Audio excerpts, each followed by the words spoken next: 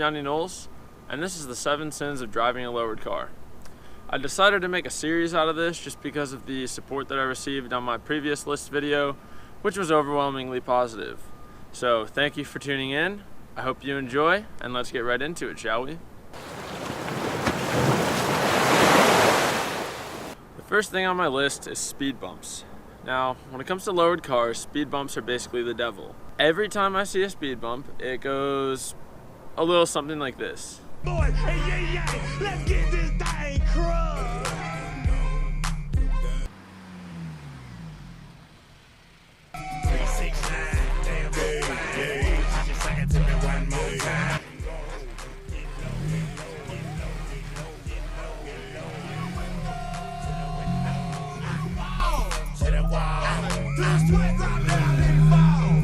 Enough said. Running over debris is another tormenting process of driving a lowered car. You'll just be driving down the road, going to wherever you're going, and then all of a sudden, out of nowhere, a plastic bag will fly out into the road right in front of you. Now at this point, you have two options. You can either run over the plastic bag, or you can swerve off the road and hit a tree. Now I actually had this happen to me just about a month ago, where I ran over a plastic bag. It melted to my exhaust, as I was fearing, and it still smells like burning plastic about a month later. If you'd like to check out what I did about it, I made a video on it. I'll just put the link above. But don't run over debris. Now the third thing on my list are those concrete parking blocks that are in every parking space. These things are the unseen killer when it comes to lowered cars. They are absolute assassins. Parking your car is a total crapshoot when you're lowered, because every single time you pull into a parking space, you're going to have to make a critical decision. Do I want to continue pulling forward and risk ripping off my bumper?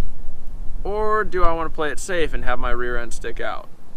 Either way, you're putting your car in danger.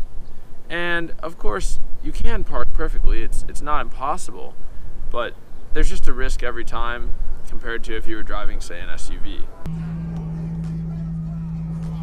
There's a spot. Yeah, be careful not to hit the curb. Okay, coming in. And okay, that's a little close.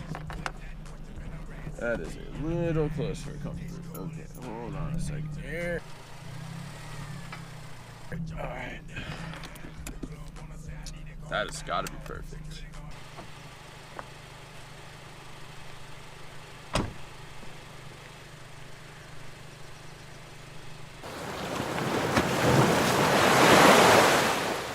Now when you're lowered, scraping on the most obscure objects is a guarantee.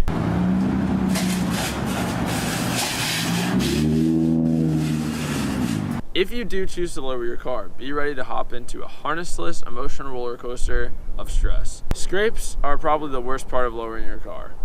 One day you'll be pulling into your driveway and you'll be at stock ride height, and you'll be super happy, smile on your face, woo, I can go over bumps. And the next day you decide to lower your car, well, you're gonna scrape on it. You're gonna scrape on every driveway, every dip in the road. If you truly lower your car, you're gonna scrape a lot, and it sucks. It is very stressful and emotionally painful. Being dirt nasty low is super dope, but just keep in mind and be conscious of how low you truly choose to go, because it can become quite a bit cumbersome. Rubbing is another emotional barrier when it comes to lowering your car. Now, this is mostly applicable to people who have aftermarket wheels and or tires, because if you're going to lower your car on stock wheels, odds are it will be able to handle the fitment. It's not too big of an issue most of the time.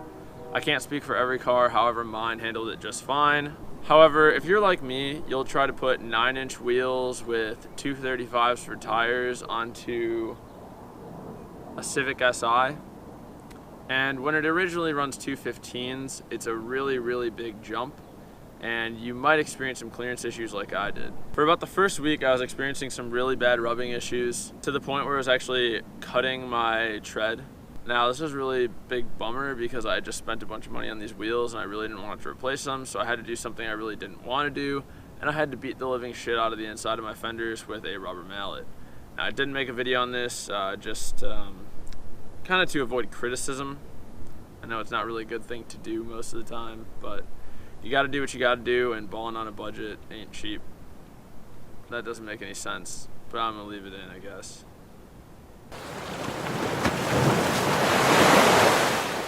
Now this next one's just like a really minor gripe. I don't personally own a jack that can fit under this car just because it is so low.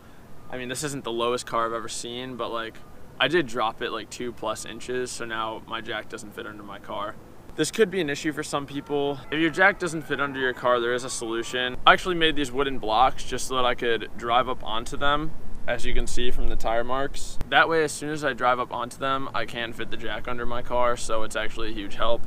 I just don't feel like dropping the money on a low profile jack right now. If you'd like to see how I made those blocks, it's super easy.